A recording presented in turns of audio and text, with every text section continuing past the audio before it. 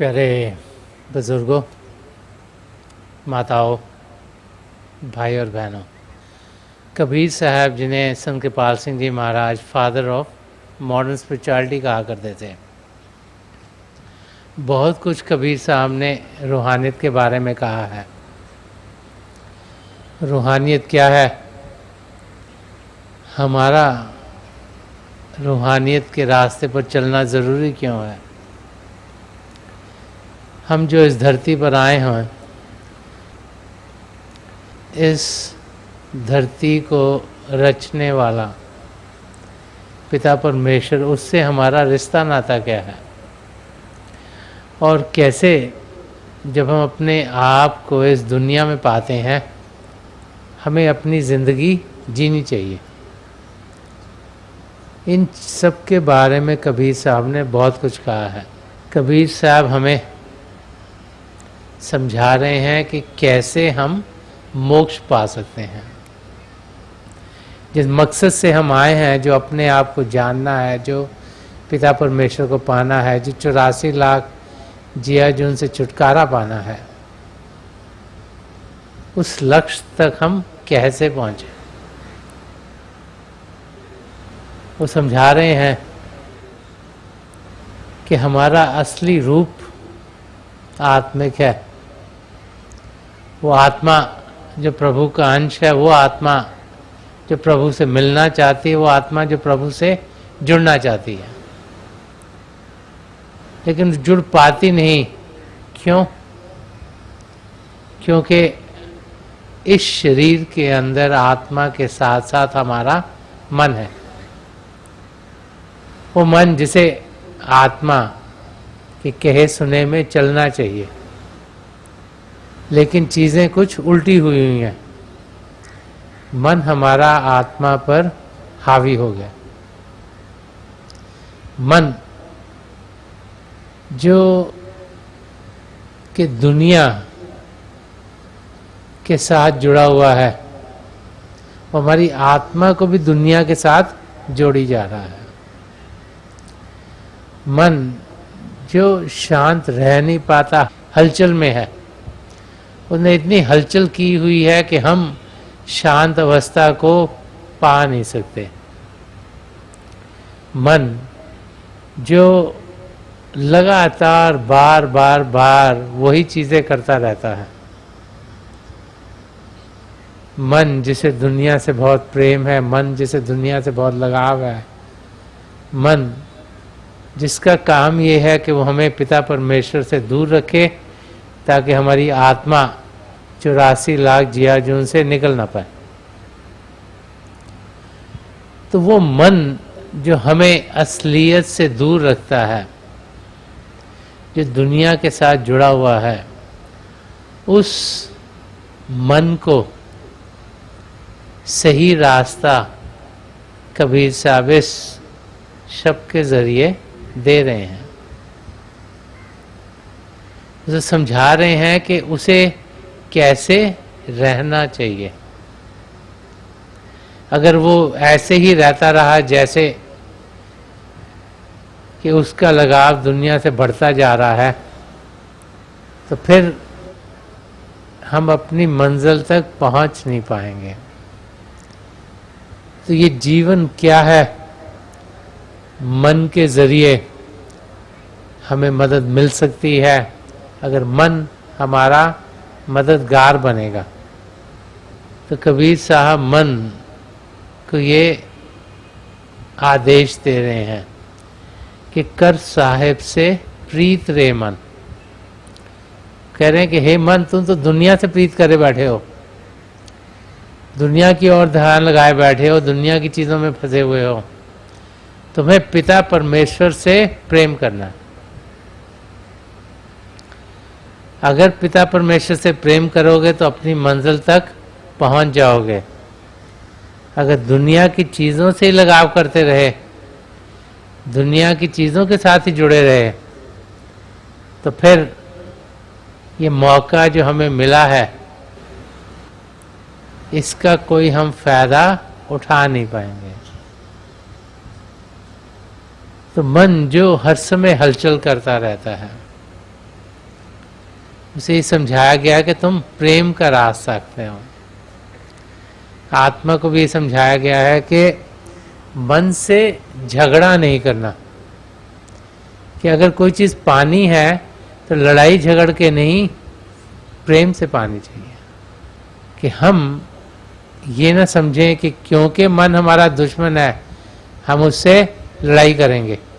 प्रेम का रास्ता इख्तियार करके ही हम सब कुछ जीत सकते हैं। और अगर हम सोचें कि कुछ लड़ाई झगड़ा करके, कुछ अपनी ताकत दिखाकर हम कुछ पा सकेंगे, तो वो नामुमकिन है। यहाँ पर कबीर साहब हमें समझा रहे हैं कि हम मन के साथ प्रेम से बर्ताव करें। उसको भी समझाएं कि उसका घर भी ये घर नहीं है। 3 किस्म के मन होते हैं, पिंडी मन, अंडी मन, प्रमंडी मन। क्योंकि मन का दायरा सिर्फ ब्रह्मांड तक है। उसको समझाएं कि उसने भी अपने घर जाना है, वो भी अपने घर से दूर है, और फिर उसकी हमें मदद मिलेगी। क्योंकि मन रिपीटेडली सेम चीज़ें करता है, बार बार बार उसी तरफ जाता है। इसलिए हम देखेंगे कि जो हमारी आदतें पड़ी होती है वो जाती नहीं, बार बार बार वही चीज़ें हम करते रहते हैं। तो मन की हम मदद लें, उसके ज़रिए ध्यान अभ्यास पर बैठें, बाकायदगी से बैठें, उसके साथ दोस्ती करें, उसको समझाएं कि उसने भी प्रभु के प्रेम के रंग में रंगा जाना है। प्रभु के प्रेम का रंग हम सबके भीतर है। कि ध्यान बाहर की दुनिया से हटाएं और अंदर की ओर करें, तभी हम जिस पर्पस के लिए इस धरती पर आए हैं वो पर्पस हमारा पूरा होगा। तो कबीर साहब मन को यही कह रहे हैं कि तुम प्रेम का रास्ता इख्तियार करो। प्रेम किससे करो? पिता परमेश्वर से। क्यों? उनकी ये सृष्टि रची है, उनके यहाँ मंच है, उनको हमने जानना है, उनको पहचानना है, उनसे एक में करना है। तो जिस और हम ध्यान देंगे वैसे ही बन जाएंगे। जब प्रेम पिता परमेश्वर के साथ करेंगे तो हम उनसे एक में हो जाएंगे, तभी 84 लाख जिया जून से हमारा छुटकारा होगा। और आगे इस शब्द में छोटे छोटे एग्जाम्पल्स लेके हमें समझा रहे हैं कि ये जो मौका हमें मिला है इस शरीर में आने का, ये एक सुनहरा मौका है। फरमा रहे कि ऐसा समय बहुर नहीं पे हो, जे है अवसर बीत। वो समझा रहे हैं कि ये जो समय है, ये जो हमारा मानव चोला है, ये जीवन हमें मिला है कि गोल्डन अपॉर्चुनिटी है कि ऐसा समय बहुत नहीं पे हो। कह रहे कि ऐसा समय फिर से मिलेगा नहीं। आत्मा 84 लाख जुआ जून में भटक रही थी, प्रभु ने दया की कि हमें ये चोला दिया। और फरमा रहे हैं कि लय है अवसर बीत, कि ये जो अवसर है, ये जो टाइम मिला है, समय मिला है, अवसर मिला है, ये निकल जाएगा, बीत जाएगा। तो इसमें हम फायदा उठाएं। जैसे इंग्लिश का मुहावरा है, make hay while the sun shines, कि इस समय हमारा सूर्य निकला हुआ है, इस समय हम मानव चोले में हैं, जिसमें प्रभु ने वो सब पदार्थ दिए हैं जो हमें चाहिए अपनी मंजिल तक पहुंचने के लिए। हमें प्रभु ने विवेक की कैरेक्टरिस्टिक दी है कि हम सच क्या है, झूठ क्या है, उसका निर्णय कर सकते हैं। हर एक इंसान में प्रभु ने ये शिव नेत्र दिया है ताकि हम अंदर की दुनिया की जानकारी पाएं। इस समय हम जो हमारी इंद्रियां हैं, जो फिजिकल सेंसेस हैं, उनके घाट पर जी रहे हैं। इन आंखों से हम देखते क्या हैं? दुनिया की चीज़ें। इन कानों से सुनते क्या हैं? दुनिया की आवाज़ें। इस नाक से सूंघते क्या हैं? जो सौगंध इस दुनिया की होती है। इन ज़बान से चखते क्या हैं? जो चीज़ें, जो पदार्थ है दुनिया के हम खाते हैं। और फिर शरीर में हज़ारों सेंसेस हैं उनसे फीलिंग्स ऑफ टच के यहाँ लगता है हाथ तो फील होता है कि ये कैसा है, कुछ चीज़ यहाँ लगती है तो वो फील होती है, कैसी सेंसेशंस आती हैं शरीर के अंदर। तो इन 5 इंद्रियों के ज़रिए हमारा ध्यान, जो कि हमारी आत्मा का भारी रूप है, वो बाहर दुनिया में जाना है, उसे हमें अंदर की दुनिया में लेके जाना है। अगर अंदर की दुनिया में लेके जाएंगे तो असलियत क्या है वो हमारे सामने खुलनी शुरू हो जाएगी और हमारे कदम अपनी मंजिल की ओर तेजी से बढ़ने शुरू हो जाएंगे। तो बता रहे हैं कि इस सुनहरे मौके को हम गंवाएं नहीं, ये बड़ी मुश्किलों से मिला है और ये समय बड़ी जल्दी ही व्यतीत हो जाता है। जब इंसान छोटा होता है सोचता है मेरे पास बहुत समय है, जैसे ही बड़ा होता है और रिस्पॉन्सिबिलिटीज बढ़ती हैं और लगता है समय और तेजी से चला जा रहा है और किसी मालूम नहीं कि कब तक उसने जीना है। कितने एग्जाम्पल्स हम सबकी ज़िंदगी में होते हैं, जब कोई घर से गया और वापस पहुंचा नहीं, उसकी मौत हो गई, घर में ही बैठा है, किसी को हार्ट अटैक हो गया, कोई चल बसा, तो कितने क्षण हमने जीना है ये हमें मालूम नहीं। हर पल पल का हम फायदा उठाएं। फायदा कैसे उठाएंगे? जब प्रभु से प्रेम करेंगे, जब हमारा ध्यान पिता परमेश्वर की ओर होगा, कर साहिब से प्रीत रे मन। जब प्रेम के रास्ते को इख्तियार करेंगे तो हम अपनी मंजिल की ओर बढ़ना शुरू हो जाएंगे। और आगे कभी सा फरमा रहे हैं और बता रहे हैं कि ये शरीर जिसको हम अपना आपा समझते हैं, ये शरीर जिसको हम सोचते हैं कि यही हम हैं, इसी का हम ख्याल करते हैं, इसी को साफ करते हैं, इसी को पाक करते हैं, इसी को खाना खिला के तंदुरुस्त रखते हैं, अगर इसे थोड़ी बीमारी हो जाए तो भागे भागे डॉक्टर के पास जाते हैं ताकि ये ठीक हो। तो हमारा ध्यान सिर्फ शरीर के अंदर है। तो समझा रहे हैं कि शरीर क्या है। फरमा के तन सुंदर छवि देख न भूलो। अगर अपने तन को, शरीर को देखो, वो सुंदर है और वो आपको सुंदर दिखाई देता है, उसकी छवि सुंदर दिखाई देती है, तो उसमें ही गुम ना रहो। बहुत लोग हैं वो सुबह शीशे में देखते हैं, अपनी शक्ल को देखते हैं, सोचते हैं ये बड़ी सुंदर है, फिर आईब्रो कोई फिक्स करता है, कोई बालों को सुधारता है और सोचते हैं हाँ मैं बहुत सुंदर लग रहा हूँ। तो फरमा रहे हैं कि तन सुंदर छवि देख ना भूलो। वो कह रहे हैं कि अगर आप शरीर में ही ध्यान दे रहे हैं तो भूलो मत। क्या मतलब? ये बारू की भीत, कि ये एक रेत की दीवार है। अभी रेत की दीवार है तो जरा सा टच होता है तो गिर जाती है। और शरीर का क्या हाल है? यही अभी हम किसी को मिलते हैं, वो ठीक ठाक है, घर पहुंचते नहीं तो मैसेज आ जाता है जी उनकी मौत हो गई। ये टेम्पररी एग्जिस्टेंस है, ये सदा सदा के रहने वाली एग्जिस्टेंस नहीं है। ये कभी भी छोड़ के जा सकती है। वो समझा रहे हैं कि ये शरीर जिस पर हम इतना ध्यान देते हैं उसको हम जाने कि ये क्या है।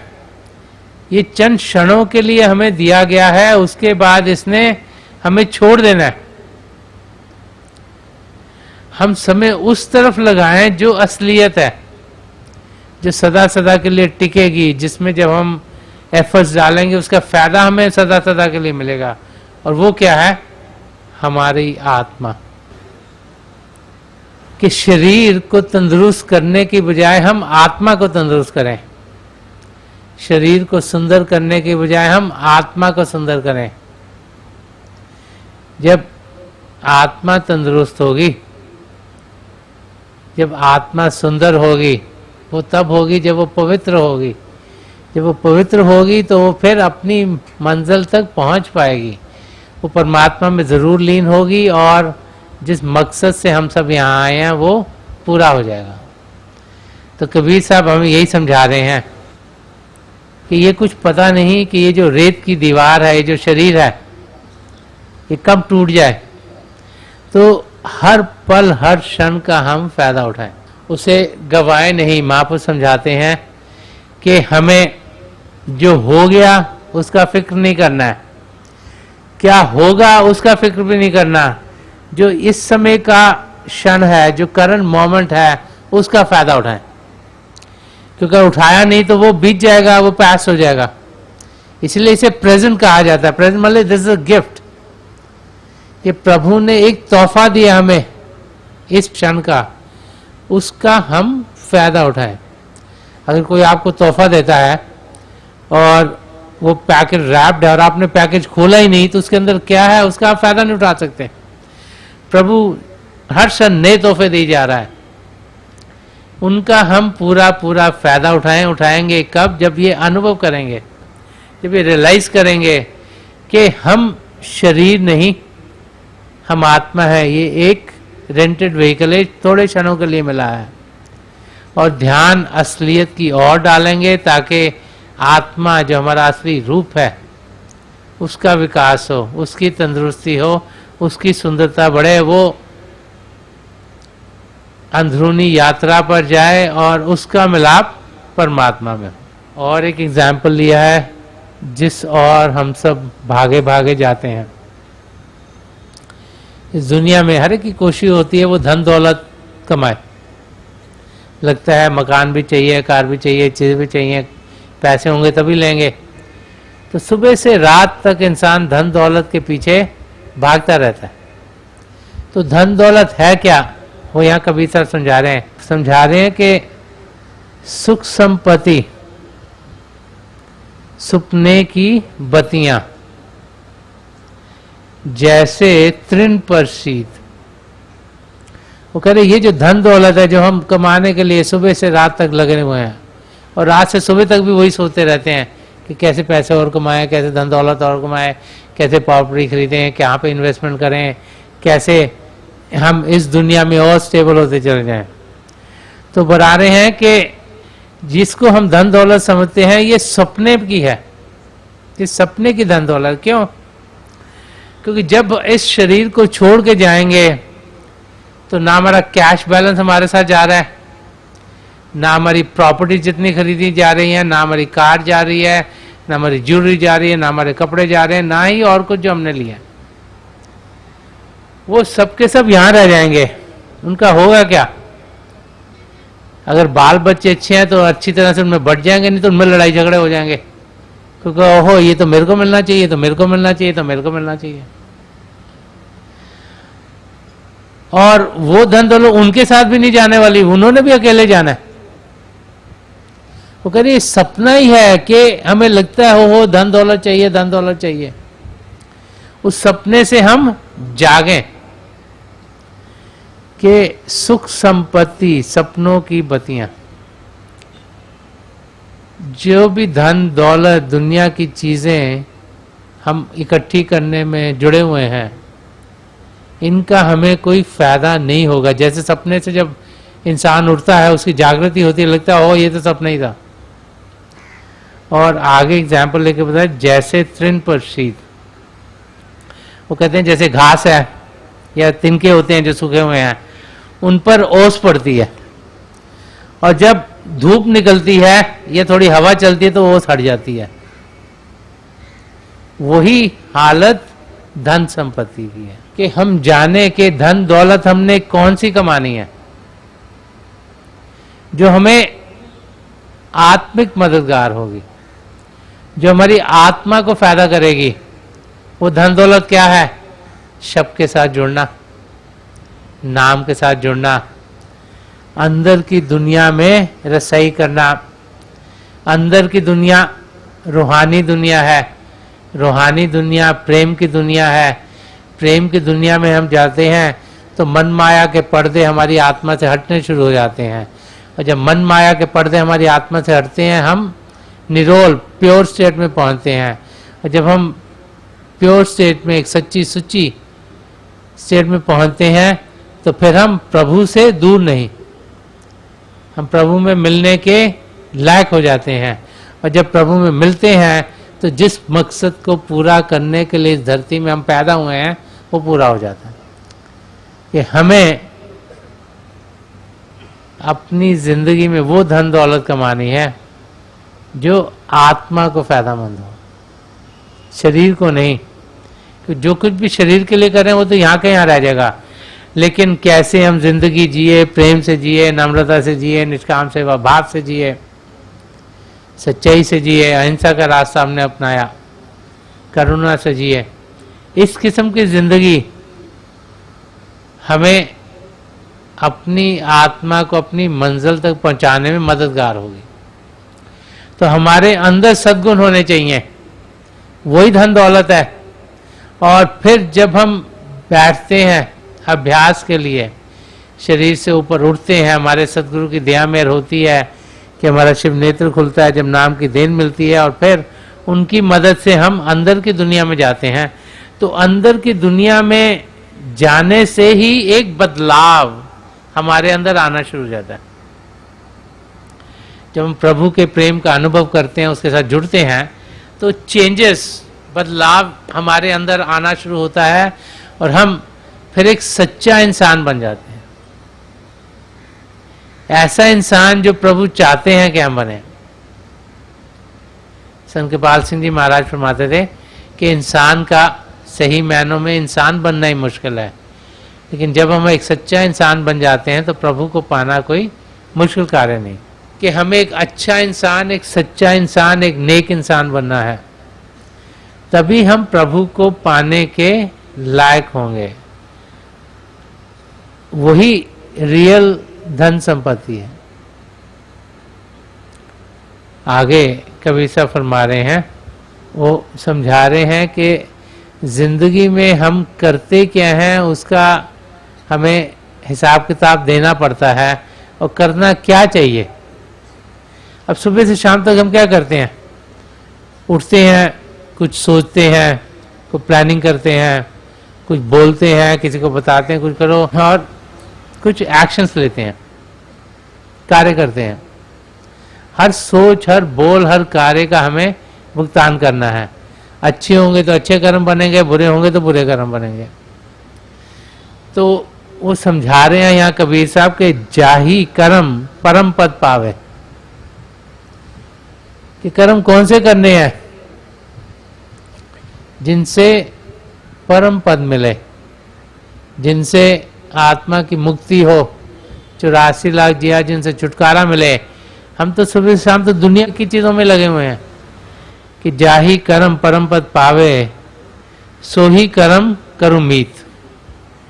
वो कह रहे ऐसे कर्म करो जिनसे आप परम पद को पालो, ऐसे कर्म करो जिससे कि आपकी आत्मा का मिलाप परमात्मा में हो। तो ऐसे कर्म कौन से हैं? भजन अभ्यास में बैठना, जिन्हें नेक कर्म किया जाता है, जिनसे कोई कर्म नहीं बनते, जिनका हमें भुगतान नहीं करना पड़ता। ये तो हर एक कर्म, चाहे वो अच्छा विचार हो, चाहे अच्छे बोल हो, चाहे अच्छे कार्य हो, चाहे वो बुरा विचार हो, चाहे बुरे बोल हो, चाहे बुरे कार्य हो, उनका कोई ना कोई हमें भुगतान करना पड़ता है। बुरी चीजों के दंड मिलता है, अच्छी चीजों का फल मिलता है, लेकिन फल के लिए भी बार बार इस दुनिया में आना पड़ता है। इसीलिए कृष्ण जी महाराज ने बड़ी अच्छी तरीके से एक्सप्लेन करा इसको। वो कहते हैं कि जो बुरे कर्म है, जैसे बुरा सोचा, बुरा बोला, बुरा कार्य किया, ये लोहे की जंजीरें हैं। इनके लिए तो हमें दंड तो देना ही पड़ेगा। हम किसी के लिए बुरा सोचते हैं, उनको बुरा बोलते हैं, बुरे काम करते हैं, तो कोई भुगतान तो करना ही पड़ेगा। लेकिन वो फरमाते हैं जो अच्छे विचार हैं, अच्छे बोल, अच्छे कार्य हैं, ये भी बहुत अच्छे नहीं, ये भी जंजीरें हैं। किसकी? सोने की। क्योंकि इनका फल लेने के लिए बार बार हमें इस धरती पर आना पड़ेगा, बार बार किसी शरीर में होना पड़ेगा। तो यहाँ पर यही समझा रहे हैं कि कर्म वो करो जिनसे हम अपनी मकसद तक पहुंचे। तो वो कौन से कर्म? जिन्हें नेक कर्म कहते हैं। तो सबसे पहला क्या तरीका है कि भजन अभ्यास में बैठें। अब जब भजन अभ्यास में बैठते हैं, पहले शरीर को शांत करते हैं, फिर मन को शांत करते हैं। जब मन को शांत करते हैं और शरीर शांत हो, तो फिर इस शरीर से हमारी आत्मा ऊपर उठनी शुरू हो जाती है। मन को शांत करने के लिए हम सिमरन करते हैं, और जब सिमरन सही तरीके से किया जाए तो कोई सोच विचार नहीं आता। उस अवस्था में जब शरीर भी शांत है, मन भी शांत है, कोई सोच विचार भी नहीं आ रहा, ना कोई बोल हो रहे, ना कोई कार्य हो रहे हैं, वो नेक कर्म का समय है। एक और समय जिसमें कर्म नहीं बनते, वो सत्संग में आना है। जब हम सत्संग में आते हैं और हमारा पूरा ध्यान अपने सदगुरु की ओर है, तो उस समय हम कोई विचार नहीं आता, कोई बोल नहीं होता, कुछ कार्य नहीं होता, तो वो नेक कर्म का समय है। और एक तीसरा तरीका भी है कि जब हम निष्काम सेवा करते हैं, वो सेवा जिसमें हमारे अंदर कोई ऐसी ख्वाहिश ना हो कि हमें जो हम कर रहे हैं उसका कोई फायदा मिले। जब हम किसी की मदद करते हैं अपने सदगुरु के नाम में या पिता परमेश्वर के नाम में, उसमें भी कोई कर्म नहीं बनते। जैसे पंजाबी का मुहावरा हथकारवल दिल यारवल, कि जब हम अपना काम कर रहे हैं और ध्यान पिता परमेश्वर की ओर है, जब किसी की मदद कर रहे हैं ध्यान पिता परमेश्वर की ओर है, वो समय हमारे नेक कर्म के समय होते हैं। तो यहां समझा रहे हैं कि इस किस्म की हम जिंदगी गुजारें जिसमें ध्यान पिता परमेश्वर की ओर हो, ताकि कोई बाहर के और कर्म ना बढ़ते चल जाएं, जिनको या भुगतने के लिए या उनके फल पाने के लिए बार बार बार हमें किसी न किसी योनि में आना पड़े। और आगे फरमा रहे हैं, शरण आए सो सभे उभारे, यही साहिब की रीत। अगर ये लाइन हम समझ लें तो संतमत का रास्ता हमारे दिमाग में क्लियर हो जाएगा कि शरण आए सो सभे उभारे, कि जब हम प्रभु की शरण में पहुंच जाते हैं, जब हम एक पूर्ण महापुरुष की शरण में पहुंच जाते हैं, तो वो सबको उभार देते हैं, वो सबका ख्याल रखते हैं, वो सबको अपनी मंजिल तक पहुंचाते हैं, जिसे जितना जितना चाहिए उतना उतना मिलता है। अगर प्रभु यहाँ पर है तो कोई यहाँ पर है, उसको इतनी मदद चाहिए, कोई यहाँ पर है, उसको शायद ज़्यादा दिखा चाहिए वो पहुंचने के लिए। तो हमें जो जो चाहिए वो पिता परमेश्वर हमें किसी न किसी जरिए जरूर देते हैं। रूहानी रास्ता हमें एक पूर्ण महापुरुष के जरिए मिलता है। जब वो हमें नाम की देन देते हैं तो हमारे यहाँ शिव नेत्र पर आकर टिक जाते हैं और हर समय वो हमारी मदद कर रहे होते हैं, हमें वो सहारा दे रहे होते हैं ताकि हम इस जिंदगी, ये जो भव सागर है, इसको पार कर जाएं। उनका सहारा हमें दिखता नहीं, उनका सहारा है तभी हम जी रहे हैं, उनका सहारा है तभी हम खा रहे हैं, उनका सहारा है तभी जिंदगी चल रही है, उनका सहारा है तभी हम प्रभु की ओर खींचे चल जा रहे हैं। लेकिन उनका सहारा इनविजिबल है, हमें दिखाई नहीं देता। बहुत सी बार हम सोचते हैं शायद हमारे करने करके कुछ हो गया। कई भाई बहन सोचते हैं कि वो पिता परमेश्वर को या अपने सदगुरु को बहुत प्रेम करते हैं, उन्हें मालूम नहीं कि love emanates in the heart of the beloved, के प्रेम पहले हमारे सदगुरु में या पिता परमेश्वर से आता है। ये उनके प्रेम का खिंचाव है जो हम उनकी ओर खींचे चले जाते हैं। वही हमारी डोर जब खींचते हैं तो हम उनकी ओर जाते हैं। तो यहाँ पर कबीर साहब हमें यही समझा रहे हैं कि जो भी उनकी शरण में आया उसको वो मदद करेंगे, यही उनकी रीत है, यही उनका तरीका है। वो हर एक को मदद करते हैं, हर एक को अपनी मंजिल तक पहुंचाते हैं। वो चाहते हैं कि हर एक आत्मा जो प्रभु से बिछड़ गई वो जाकर प्रभु में लीन हो। तो उनकी प्रोटेक्शन, उनकी ग्रेस हमारे साथ हर समय है और ये उन्हीं का खिंचाव है जो हमें दो से एक कर देता है। अभी हम डुअलिटी की जिंदगी जी रहे हैं, द्वैत की जिंदगी जी रहे हैं, लेकिन जब पिता परमेश्वर का प्रेम हमें मिलता है तो हम दो से एक हो जाते हैं। हमारे अंदर पिता परमेश्वर को पाने के लिए एक लगन बढ़ती है, हमारे कदम ऐसे उठते हैं ताकि तेजी से हम अपनी मंजिल तक पहुंचें। और जैसे जैसे हम प्रभु के प्रेम का अनुभव करते चले जाते हैं तो हम देखते हैं कि अंदर से एक सुकून, एक शांति हम सबको मिलनी शुरू हो जाती है, क्योंकि फिर हम एक परमानेंट स्टेट में पहुंचते हैं, एक ऐसी अवस्था में पहुंचते हैं जो सदा सदा के लिए रहेगी, जिसमें कोई हलचल नहीं, जिसने बदलना नहीं, जो हमें हर समय हर पल प्रभु की ओर खींच के लेके जाएगी। और आखिर में कबीर साहब फरमा रहे हैं कि हे कबीर सुनो भाई साधो, चल हो भव जल जीत। वो साधो वर्ड यूज किया गया साधक के लिए कि हे साधक, तुम अपनी मंजिल तक जाना चाहते हो, तुम भव सागर को पार करना चाहते हो, इसको जीतना चाहते हो, तुम्हारी नैया इस भव सागर में आ गई, तुम इस माया की दुनिया में आ गए हो, अब तुम्हें इसके पार जाना है।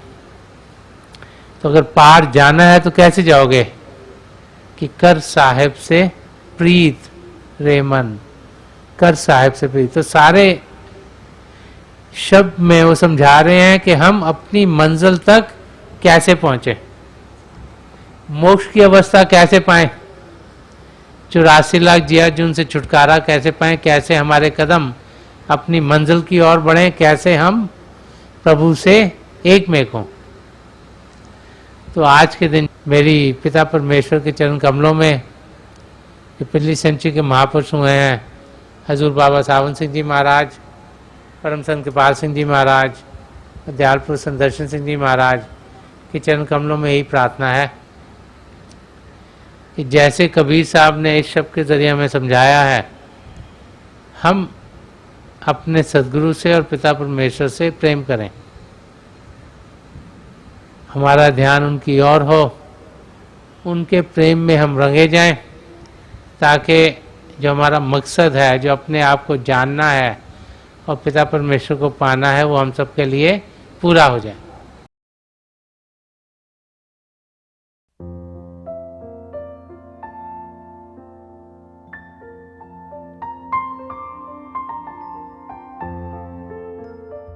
तो थोड़ी देर के लिए हम सब अभ्यास के लिए बैठ जाएं। आप जहाँ भी बैठे हैं आराम से बैठिएगा, अपनी आंखें बंद कर लीजिएगा। ये जो आई बॉल्स आँखों के डरने सीधे सामने फोकस हो, जैसे हार्ट से सामने आप फोकस हो। आंखें बंद करते ही वो भाई बहन जिन्हें नाम की देन मिली, आप सिमरन कीजिएगा। और जो भाई बहन यहाँ नए हैं, आप पिता परमेश्वर के किसी भी जाति नाम का जाप कीजिएगा। जाप मन ही मन करना, ऊंचा नहीं दोहराना। मेरी प्रभु के चरण कमलों में और जो पिछली सेंचुरी के महापुरुष हुए हैं, हजूर बाबा सावन सिंह जी महाराज, परम संत कृपाल सिंह जी महाराज और दयाल प्रसन्न दर्शन सिंह जी महाराज के चरण कमलों में यही प्रार्थना है कि जो जो हम सबके लिए बेहतर हो, ये महापुरुष हमें दें, हमें सबके साथ जोड़ें और हमारे भीतर प्रभु की ज्योत के हमें दर्शन करवाएं। थोड़ी देर में मैं आपको इस बैठक से उठाऊंगा और मेरी शुभकामनाएं आप सबके साथ हैं।